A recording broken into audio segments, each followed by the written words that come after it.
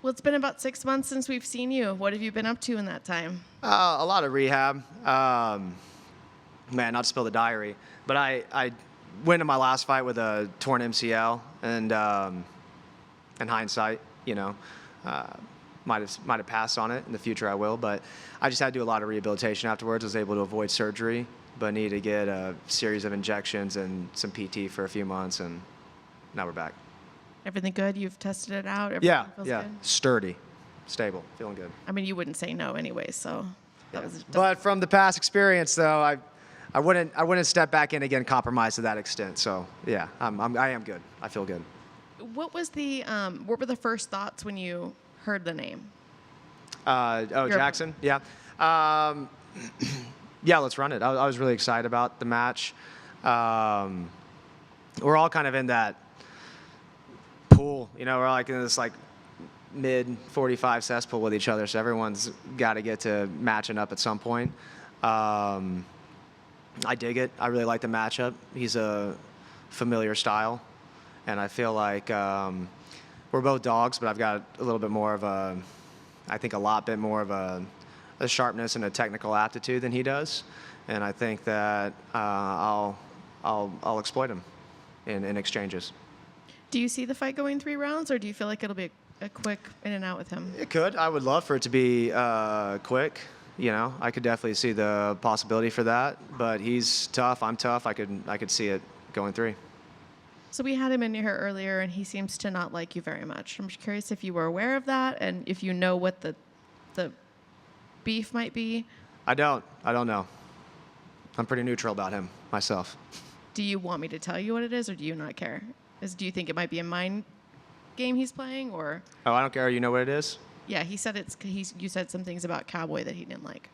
Oh, that's pretty homosexual. That was a long time ago. That's like the softest shit of all time, dude. I promise Cowboy doesn't care about you.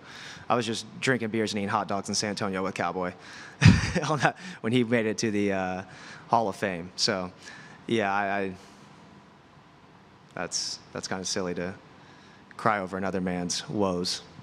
Do you plan on bringing that up if he brings it? I mean, fuck no. Give a fuck. I think I want to remember that anyways. No, I don't care to bring that up. That has nothing to do. That was, I don't know, the first year I was here, maybe 5-6 years ago. Yeah, that's a wild thing to be holding on to.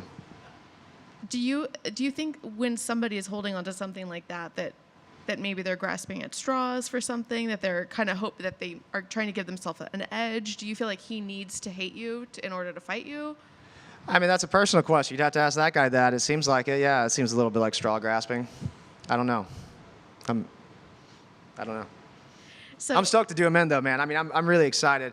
I was just telling the other media guys a second ago, this 45 process, it's just been that. It's been a bit of a process. And right now, I feel more stable and grounded in the position. I feel more doggy than ever.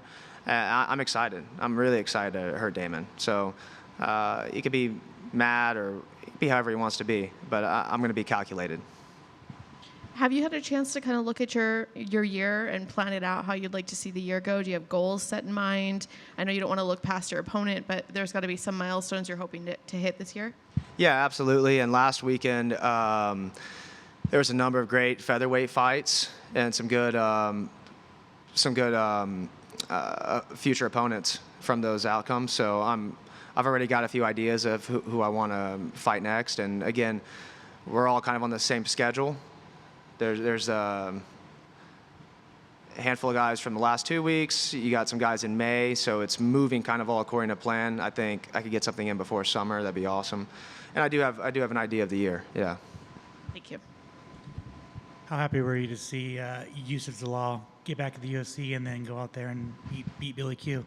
Man, he did what I should have done, make it look easy. And I knew he could. Stylistically, he's real smooth and clean like that. I knew he'd be composed. We talked a lot about that already, and that was sweet to see. Irregardless, it was just cool to see your boy do his thing. So that was awesome. I'm sure you were like all of us were like, he's too good to be on the regional scene, but for some reason he's not in the UFC. Like, were you just wondering like when's he going to return? Yeah. We all knew it was just a matter of time. We all have obstacles, and it's a volatile game. So, he had his ups, he had his down, and then he was just crushing on the region scene. He was only getting more mature, more improved, and we knew he was going to be back in. It was just a matter of when, and that was best case scenario. You know, he was almost going to have to get the tough show. Ended up getting the short notice call, which I would take over a TV show any day of the week. You know, and so yeah, it was a great matchup for him too. What's it training like training like with him, where it's like he's grinding so hard on the regional scene? You know how hard he works. You know how much he offers the team, but he's not in the UFC. Like, so how was it training with him, seeing him try to get back to the big show? I mean, it's the same as anybody. You know, you don't really think about promotions when you're in the gym. You just have, you know, the guy beside you, you know, the guy in front of you, and everybody's so well skilled. Everybody's so game. So it's like, you know, I wasn't looking at Yusuf like, oh, the former UFC contender, and now he's, you know, the regional stud. No, I look at him like Yusuf. You know, just like I look at, you know, Brandon like Brandon, you know, Markel like Markel, any number of the guys. You know, they're just they're all so talented. We get guys that come in to cross train, and you know, most of our team will take him to school. You know, and so it's never a label of promotion. You know, it's always just everyone's grinding, everyone's got great merit, and we all know what everyone's capable of doing. It's just a matter of, hey, can we show up and perform and get it done? You know. Who's the next Factory X stud besides Louis Croulet? Who's going to make it to the UFC next? Yeah. Louis is sick. I did good call outs on that. Rafa, yeah. Yeah, we got AY's coming up. Brian Mitchell. Another one, Hollywood. Yeah, we got a good host of guys around that 35, 45 that are all on the brink right now. It's a tough pool. 55 looks good too. But yeah, that's tough pool of cats. Yeah. Awesome. Thanks, man.